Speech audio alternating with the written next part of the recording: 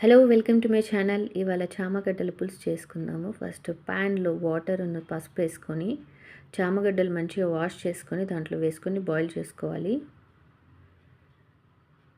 మంచిగా ఉడికిన తర్వాత 80% ఉడికిన తర్వాత దాన్ని పొట్టు తీసేసి మంచిగా క్లీన్ చేసుకొని పీసెస్లో కట్ చేసుకోవాలి. ఒక ప్యాన్ తీసుకొని ఆయిల్ పోసుకొని కట్ చేసుకున్న పీసెస్ మంచిగా దోరగా ఫ్రై చేసుకొని పక్కన పెట్టుకోవాలి.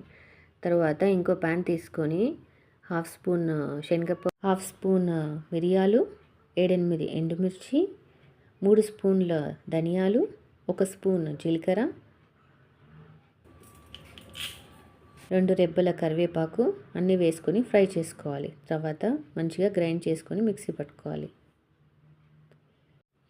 ఇప్పుడు కడాయి తీసుకొని ఆయిల్ పోసుకొని హాఫ్ స్పూన్ ఆవాలు, హాఫ్ స్పూన్ మెంతులు వేసుకొని కట్ చేసుకున్న గార్లిక్,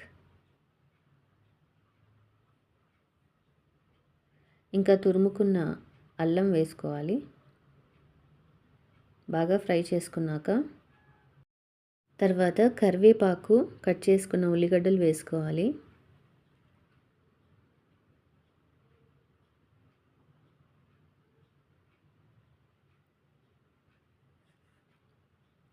తర్వాత తగినంత పసుపు, కట్ చేసుకున్న టమాటోస్ వేసుకున్నాక నానబెట్టిన చింతపండు రసం తీసి దానిలో వేసుకోవాలి.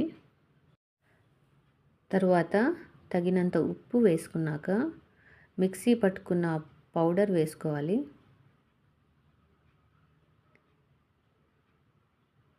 తర్వాత కట్ చేసుకొని ఫ్రై చేసుకున్న పీసెస్ వేసుకోవాలి. బాగా మరగబెట్టుకున్నాక పచ్చి కొబ్బరి తీసుకుని తురుముకోవాలి. దించే ముందు ఈ పచ్చి కొబ్బరి తురుము వేసుకోవాలి. అప్పుడు చాలా రుచిగా ఉంటుంది. అంతే, చామదుంపల పులుసు రెడీ. మీరు తప్పకుండా ట్రై చేయండి. Thanks for watching. Like, share, subscribe.